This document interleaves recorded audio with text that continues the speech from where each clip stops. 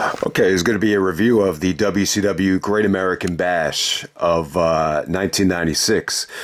So yeah, man, we're still in the midst of this WCW season, the series on Vice.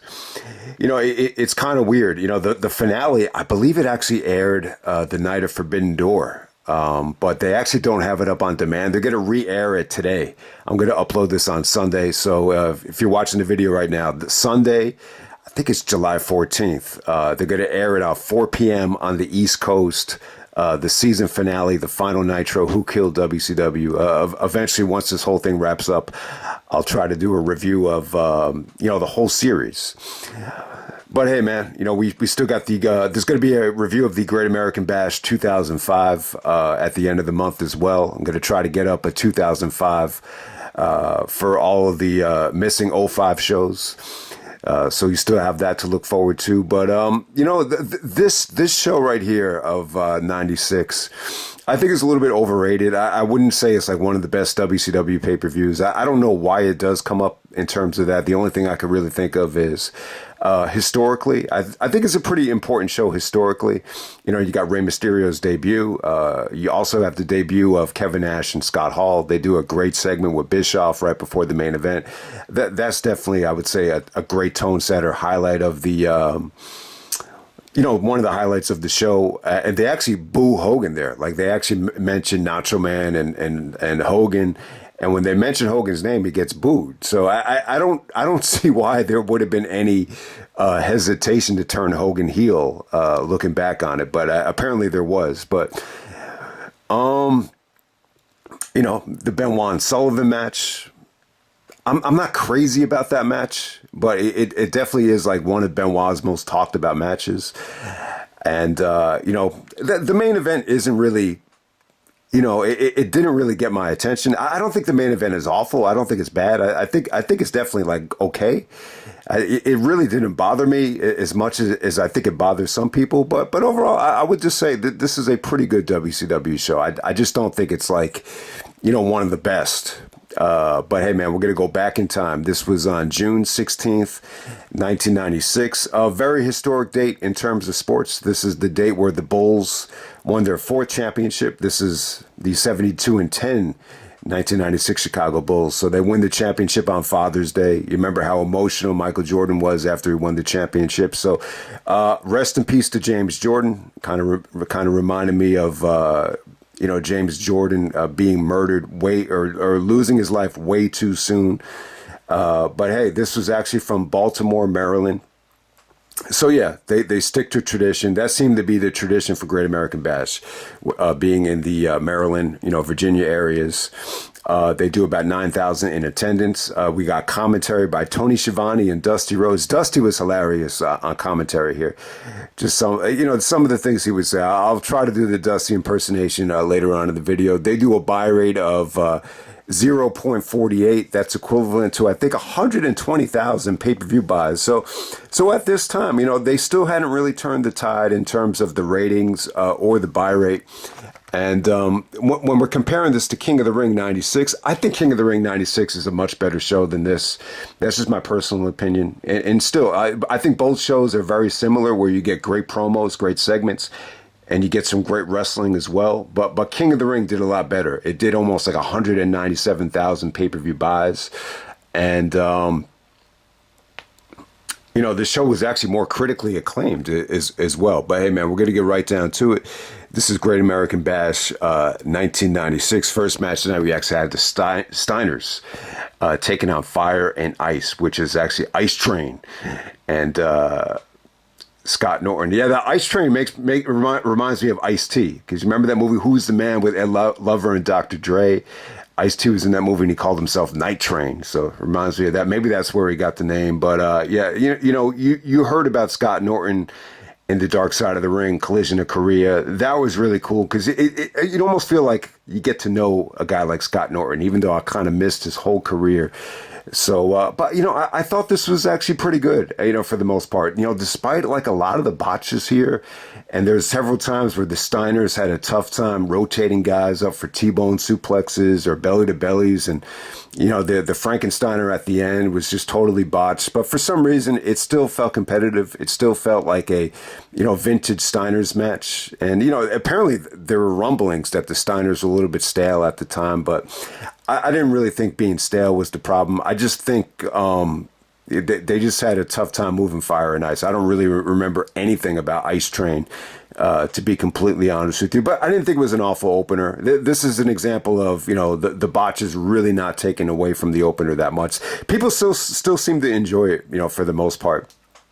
Next up, we have Konnan taking on El Gato.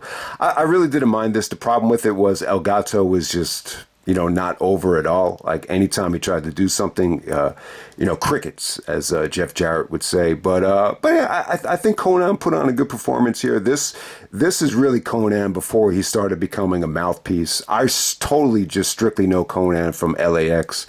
But what made Konnan so good is, I think, just being bilingual. Like, he was able to speak both languages. He's able to communicate with the Lucha Libre guys, but then at the same time he could get on the mic and just deliver killer promo after killer promo, as we saw him do with LAX and TNA. But I think Konnan had some really good moves to end this thing. The sunset flip came off great. The jackknife pin came off great, but I just don't think it was a perfect mix in terms of, the right guy to showcase Konnan.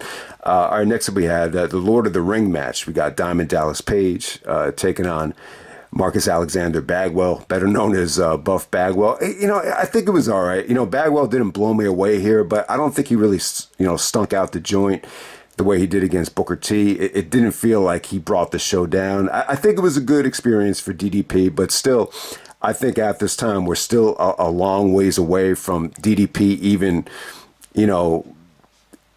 reaching the cusp of becoming a main eventer. I think it took a while. He still, had a ways to go in terms of execution, in terms of conditioning, but still, you could definitely still see some good things here. I like the finish though, with him hanging onto the rope to avoid, Bagwell's offense, and then he hits the diamond cutter out of nowhere. The finish came off good, but what I really wanted to say about this match with DDP was it just really made me, think about, like, how did DDP get to this point? I mean, he's basically like running bars, from Jersey to Florida, right? And that's probably like the best way to meet people. Like whether you're running gyms or running bars, because think about how many wrestlers go to gyms or go to bars. I mean, the other thing would be hotels, but I think that's a little bit different. People aren't going to hang out in the hotel lobby the way they would at a bar or the way they would at a gym. But yeah, it's just amazing when you look at DDP's journey to the world title. But I don't think it was until the very next Great American Bash with Randy Savage where he really started to turn the corner. Next up for the WCW Cruiserweight Championship, we have the matches tonight. We got the Iceman Dean Malenko taking on Rey Mysterio Jr. This is Rey Mysterio's WCW pay-per-view debut, and it was good. I definitely think it's one of his highlights. Very accessible match. If you have any of Rey's DVDs, 619 or The Littlest Big Man, it's like the first WCW match you would always see. So when I first saw this match, what really stood out here was just how dead the crowd was when Malenko was locking in his submissions. He would bust out a wrist lock where he's putting pressure on Rey's elbow, which was really, really good. I mean, I really enjoyed Dean's work in this match, but the crowd was just silent, and maybe the heat segment definitely lasted a little bit too long, but in terms of, Mysterio, I thought he was really able to showcase what he could do. I thought the match had a hot start. I thought it had a hot finish. There was just a little bit of lag, like in the middle of the match, which, for someone at the time when I first saw this match, I was, really only accustomed to watching WWE. So it was a little bit of a, it felt a little bit alarming, at that particular time. But other than that, Dean's execution here was beautiful. Mysterio, he busted out the, the springboard, tope where he did the flip, the somersault in midair. I mean, that was incredible. He went to work on the elbow So if you watch the match, Mysterio wasn't beating him with his legs in the beginning. It was more about Mysterio, Malenko going up for like a gut buster and Mysterio actually countering it into an arm drag. So, and then I think Ray hurt his elbow. So that's why, Dean was pretty much going to work and sticking to the elbow. And it kind of worked for the finish as well. Malenko does a beautiful counter to a Hurricanrana, and he just power bombs the shit out of Ray, foot on the rope. Beautiful. I got to say, one of the best, foot on the rope executions I've ever seen. We've seen Eddie do it really well as well, especially that match with RVD, that backslide, foot on the rope. But this was pretty much just as good. Vintage performance from Malenko. I think some of the criticism was that some of the criticism at the time was if you wanted to make a big splash for Mysterio, like you should have had him win right away. Kind of like what AEW did with Ospreay. Like I think Ospreay's still undefeated. He's winning every pay-per-view match. He's still winning championships. He obviously he came up short at Forbidden Door, but you get the point. I think Meltzer just thought Ray could have definitely made a bigger impact. Instead, like, the message, he interpreted the message that Mysterio is just going to be a little attraction, but you can't really take him serious.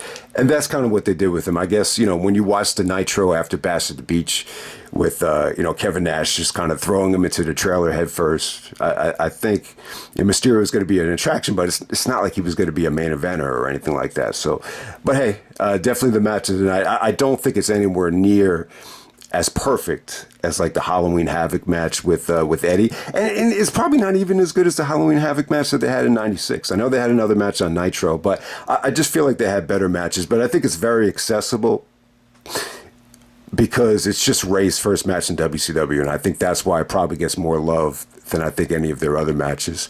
All right, next up we have John Tenta taking on Big Bubba, better known as Earthquake, taking on the Big Boss Man. You out there with Jimmy Hart. Way too much Jimmy Hart on this show. Way too much Jimmy Hart backstage. Annoyed the shit out of me. But give him credit, though. I think Jimmy actually did manage. I know he managed Earthquake, but I think he managed Big Boss Man as well when he was with Hakeem. Maybe before Slick or maybe after Slick. I could be wrong about that. Maybe some of you old school guys, really old school guys, can help me out with that one. But yeah, John Tenta defeats the Big Boss Man, Big Bubba. Jimmy Hart actually thinks it's, Boss Man doing the pin, but it's actually Tenta. But hey, I just didn't think it was a great mix. I think Tenta looked good. I didn't think he looked awful. They both looked a little bit slimmer than they had in the WWF, but for the most part, it just felt like two, overweight guys just having kind of a lethargic, slow-paced match. I wish it could have been better. And, but hey, I don't think John Tenta is an awful name. It almost, to me, like it almost has like a Japanese type of combat feel to it. But hey, man, we're going to move on to bigger and better things. We got Chris Benoit taking on Kevin Sullivan. This is a Falls Count Anywhere match. Under 10 minutes. It's crazy. The match gets a lot of love. It's on Benoit's Hard Knocks compilation, if you haven't seen it yet. So, if you're a Benoit fan, you already know the story. It's well documented how, brutal, this feud was. Kevin Sullivan, started out in the Florida promotion, the Florida territory, with Dusty. And, I think when he got to WCW, he was pretty much like a booker on and off, even going back to like the year 2000 when Benoit left. I think he became booker like right when Benoit left, which is one of the reasons I think the Radicals left the company. But, you know the story. This has a lot to do with woman, Nancy Benoit. Eventually, I think Kevin actually booked Nancy to be with Benoit in the storyline and the Horsemen. And then I think, Benoit and Nancy just started dating for real. I know they were together in ECW. There's behind-the-scenes footage in ECW where Benoit and Nancy are just hanging out in a hotel room. So they were obviously dating back as far as 1995. I'm not sure if Benoit was still with WCW in 95. He might have been like off and on in ECW and WCW in 95 between, trips to New Japan. That's probably what exactly happened. But, it's almost like he booked his own divorce. That's kind of the inside joke. But, I don't really want to get into it. The best battles usually fought over women. I think that's definitely true. So you could definitely see a lot of, real life, brutality and animosity between each other. These two guys here. I mean, it was pretty damn stiff. I mean, some people consider this like the stiffest matches they've ever seen. And if this was Bischoff's intention, like it came off pretty damn cool. I mean, this came off great. So Falls Count Anywhere. The most famous part about this match is they actually fight into the bathroom, and it's almost like the whole crowd follow them. They follow them by the concession stand. I mean, they were right there. I think, if Bischoff intentionally wanted the fans, to be a part of the match, I think that's the most underrated thing about it, because it felt like they were involved in every step of the way here, for every shot, every moment. So in that regard, I think it came off really, really good. So even when they're in the bathroom, like they're fighting inside the bathroom stalls, Benoit takes a shot from the bathroom door. It feels like it's lightning. It hits him right in the temple. It looked stiff. It looked nasty. It looked like one of the worst, headshots I think Benoit ever took. But hey, once they got back to the ring, I got to say the punches here, they felt real. They felt stiff. And I think the table spot was pretty cool. So eventually they line up the table. Benoit's, giving him bumps with the table, kind of, put up sideways. And then eventually he gets the table on top of the turnbuckle, and then he does a superplex from the top of the table. And it came off pretty damn cool. So that's the finish right there. And then the end of the match, it looks like Arn Anderson is gonna, break up the fight. And then eventually Arn Anderson and Benoit together beat up Kevin Sullivan. They get cheered. They get cheered here. I think Benoit is a heel here as the Horseman, but for whatever the reason, I would say they were more pro Benoit than Kevin Sullivan. But it's a pretty damn good famous match. But I just felt like, to me, like Sullivan just wasn't like one of Benoit's best opponents in terms of work rate, but obviously they have a ton of history together. So it was pretty damn cool. I don't think this was the end of it too. I think they might have wrestled the very next year at the Great American Bash as well. So next up we have Sting taking on Lord Steven Regal, better known as William Regal. And this was a breath of fresh air to me. So what really stood out here was Sting's pre-match promo. He's touching on how, we don't breed American males like the way you do over in England. He's taking shots at Regal for being a little bit sissy and prissy, almost like some homosexual stuff going on with Sting here, but it wasn't too bad. It was a funny promo too, because he actually fucked up his line, and he said to Mean Gene, he's like, I forget what I was saying. But Sting is really good at that. Like, if he forgets something, he knows how to kind of like lighten up the mood, like not to make a big deal out of it. So I enjoyed the promo from Sting. But hey, this was really, really cool. I mean, one of the issues with Regal in WWE, to my recollection, is they never really let him, do his thing, especially on a pay-per-view. I just feel like there were so many times where they just, they either gave him like some wacky stipulation, like the Duchess of Queensberry rules against Jericho, or, sometimes it was simple as, just not getting any time, like Christian at SummerSlam 2009, where it was, over in a second. I just feel like Vince is very, paranoid about, letting guys like Malenko and Regal just go into the ring and just doing, European style moves, or, technical wrestling or submission holds, where, he just doesn't want to take that chance of the fans just, either being bored or maybe shitting on matches. That's my interpretation of it. But I like the match though. I mean, the crowd really wasn't into any of Regal's offense, but it was good. It was a breath of fresh air. He really reminded me of Nigel, just the way he was, doing uppercuts and just some of the takedowns, by the elbow, which is really, really good. So breath of fresh air. I really love watching Regal wrestle here. So, obviously I think Regal clicked with Benoit, probably better than anybody, from what I've seen. But, the match with Sting here was really, really good. It was more about Regal just kind of dominating this whole thing for like the first, like 90% of it. And then Sting kind of makes it. I was a little bit disappointed in Sting's comeback. All of a sudden he gets pissed at Regal, just starts punching him, gives him the Stinger splash. And then he puts on the Scorpion deathlock, and then Regal just submits right away. I would have loved to have seen more fight from Regal. I think there could have been a little bit more effort, putting the Sting's comeback. But yeah, refreshing match though. I think that's the best word to say. It's just very, very refreshing. All right, next up we have WCW versus the NFL here. We got the Four Horsemen of Arn Anderson and Ric Flair coming out there with Bobby Heenan, Miss Elizabeth, and Woman, the Devilish Women, as Dusty would say. That's one of my favorite things Dusty said. He keeps on saying the Devilish Women with Elizabeth and Nancy Benoit. Then he would also say WCW, baby, where the big boys play. Yeah, Dusty is easy to impersonate. There's so many people that do a good Dusty impersonation. I guess Bruce Pritchard be at the top of the list. But yeah, Arn Anderson and Flair are going up against Kevin Greene and Steve McMichael from the NFL. I'm pretty familiar. Everybody knows Steve McMichael. Obviously, this is Deborah's first husband before Steve Austin, so she married two Steves. Deborah had a huge part in this match, if you haven't seen it yet. So Steve McMichael, he really is like a Rob Gronkowski. So if you've seen the 85 Bears 30 for 30 documentary, that team had a lot of unique personalities, from Jim McMahon, the quarterback, to, Steve McMichael, to Refrigerator Perry. It's probably like the most WWE, NFL team ever. And then you had... Walter Payton at running back. It's a really, really talented team. I mean, most people know them for being a great defensive team, Mike Ditka. But, seriously, I mean, they were just a great overall team when you factor in McMahon and Walter Payton at quarterback and running back as well. Yeah, the 85 Bears, no doubt about it.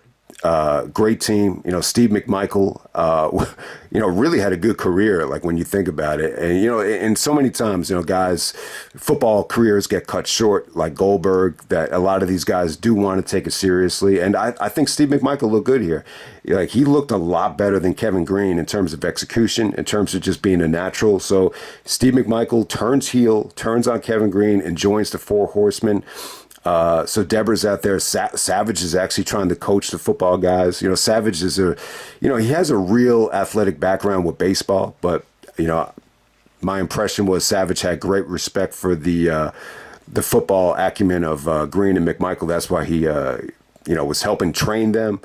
But it was pretty well booked. I think it was pretty good. This went about 20 minutes. I just didn't think Kevin Greene looked good. But other than that, Flair looked like a genius here.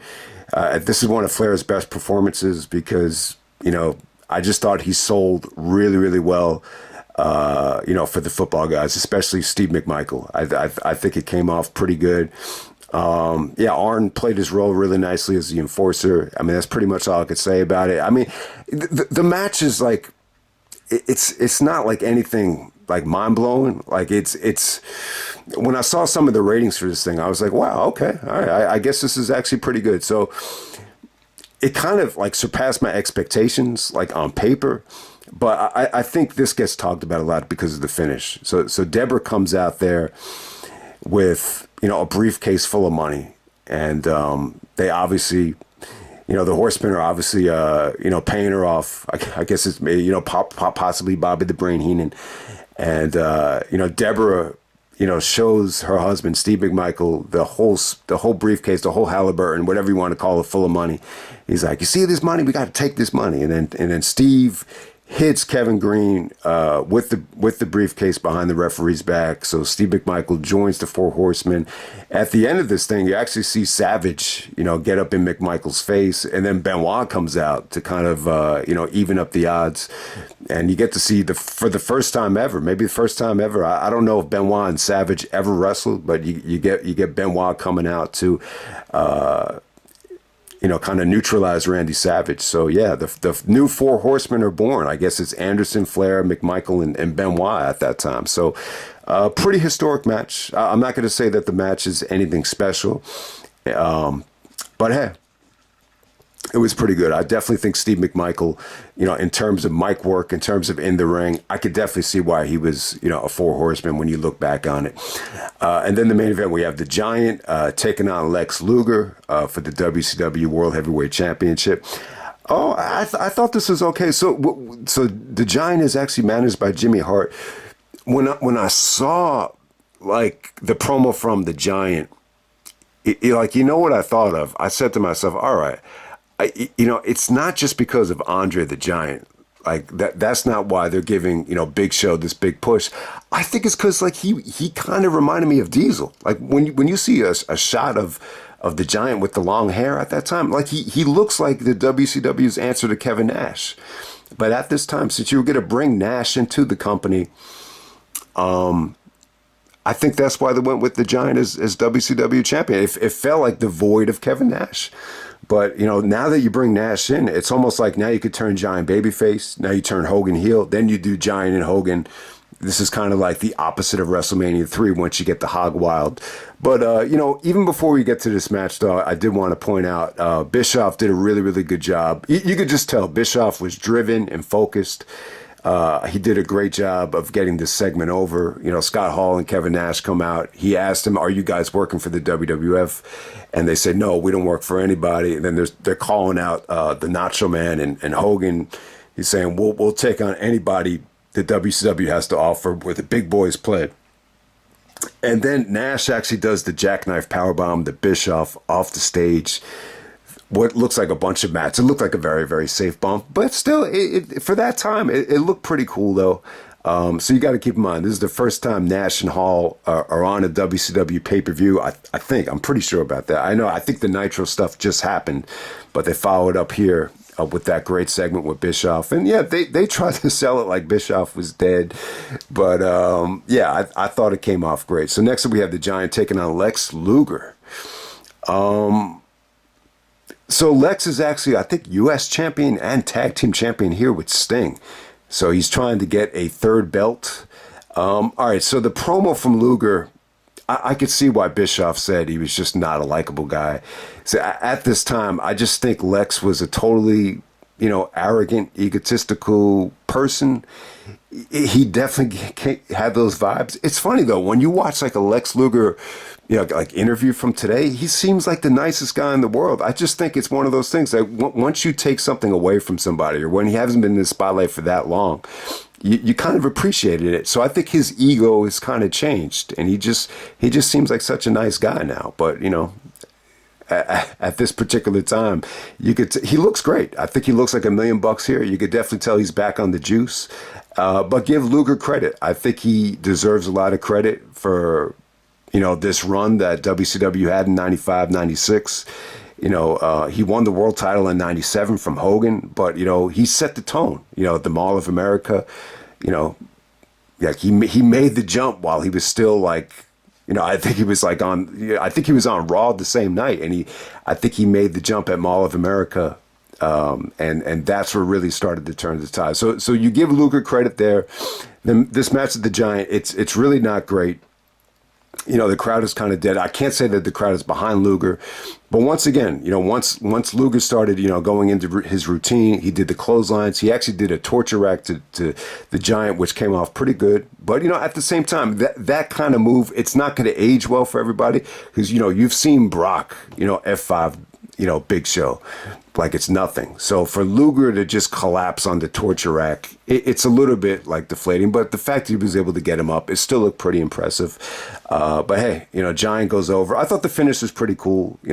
Giant as Big Show did not, look awful here. I mean, he looked pretty athletic. This is around the same time where he did Jingle All the Way in the movie. So Big Show kind of looks like the exact same guy from that Schwarzenegger movie. So he had a great look at this time with the long hair, and he really looked like someone out of a superhero movie. I think he really did. So, but hey, man, anytime you bring up Big Show in the main event, you're always going to get a little bit of criticism, but I'll just end it right there. I think Great American Bash 96, it's a very historical show. I think it's a good show.